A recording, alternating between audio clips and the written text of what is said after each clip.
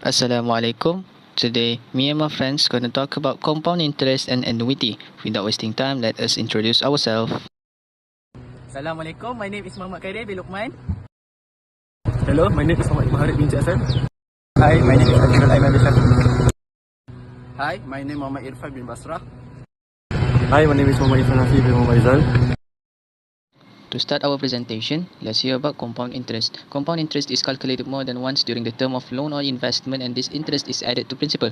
Principal plus interest then becomes the principal for next calculation of interest, and interest is charged on this new amount. Compound interest differs from simple interest because in simple interest, the principal not changed and the interest charge is on the original principal only.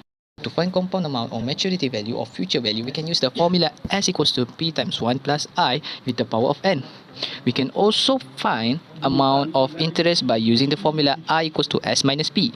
Interest rate per interest period can be found by using the formula of I equals to R divided by M.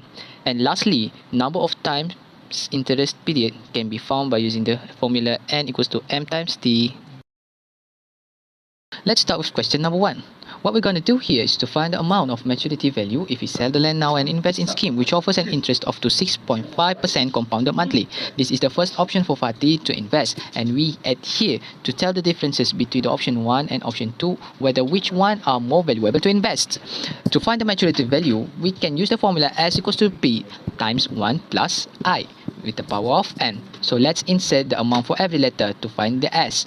45,000 ringgit times 1 plus 0.065 divided by 12 with the power of 60, and the total of it is 62,226 ringgit and 78 cents, and that is the maturity value for option 1. So my advice here is Fatih should go for the first option, which is sell the land now and invest in scheme, as it is more worth it and more valuable. Fatiha deposit 900 ringgit into an account at an interest of 6% compound every 2 months.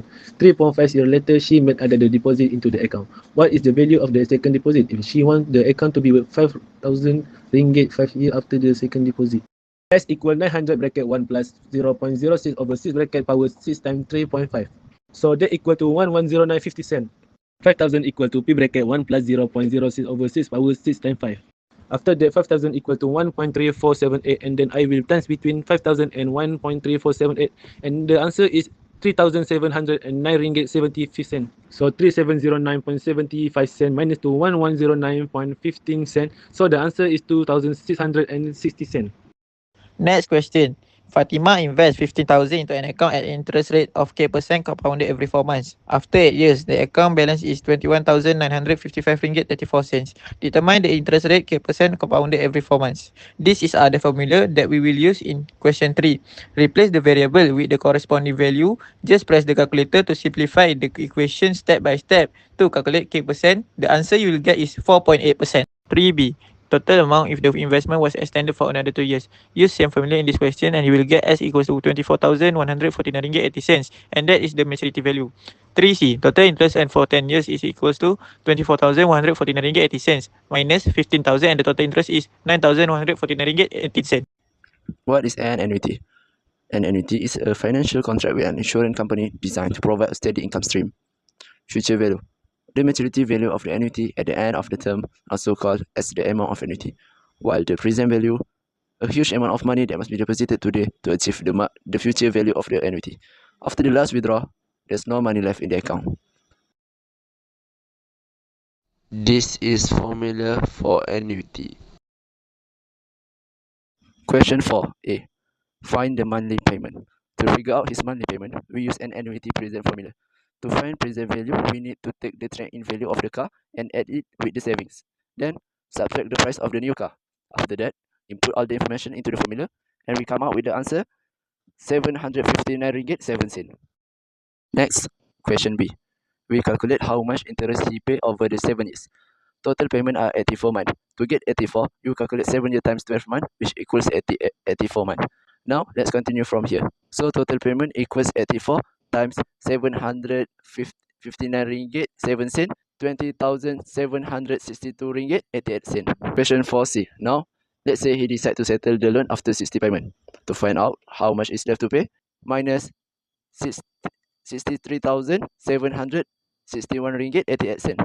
Subtract the loan amount and the interest he earned up paying is, and after calculating it, the remaining balance is 34,122 ringgit 2 cent, and that is the answer. Finally, last question for D. If he skip the first 4 payment and cash out on the 5th month, how much does he need to pay? Using the future formula, we just have to put in all the given information into the formula, and the answer come out with 3,872 ringgit 2 cent. For this question, as the question mentioned that the factory has paid 10% of 500,000 ringgit as a deposit, so the amount that the factory owed is 450,000. We will use the present value equation in this question. The value of A is 450,000, the value of R is 10,000, the value of K is 0.12, the value of N is 12.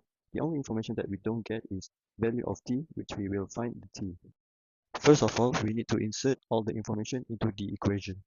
450,000 is equal to 10,000, open bracket, 1 minus open bracket, 1 plus 0.12 over 12, close bracket, to the power of negative 12t divided by 0.12 over 12. Firstly, 450,000 is divided by 10,000, which will be 45, then equal to 1 minus open bracket, 1 plus 0.12 over 12, close bracket, to the power of negative 12t divided by 0.12 over 12. Then the 45 will times to 0.12 over 12, which will be 0.45 equal to 1 minus open bracket 1.01 to the power of negative 12t. Then we need to switch the position of 0.45 and 1.01 to the power of negative 12t. We will get 1.01 to the power of negative 12t equal to 0.55. To find the t, we will need to use log in this equation, which will be log open bracket 1.01 close bracket to the power of negative 12t equal to log 0.55. The next equation will be negative 12t log open bracket 1.01 close bracket equal to log 0.55. Next, log 0.55 will be divided by log 1.01, which will be negative 12t equal to negative 60. Lastly, negative 60 will be divided by negative 12, which we will get the value of t, and that is 5 years. That's all from us. Thank you.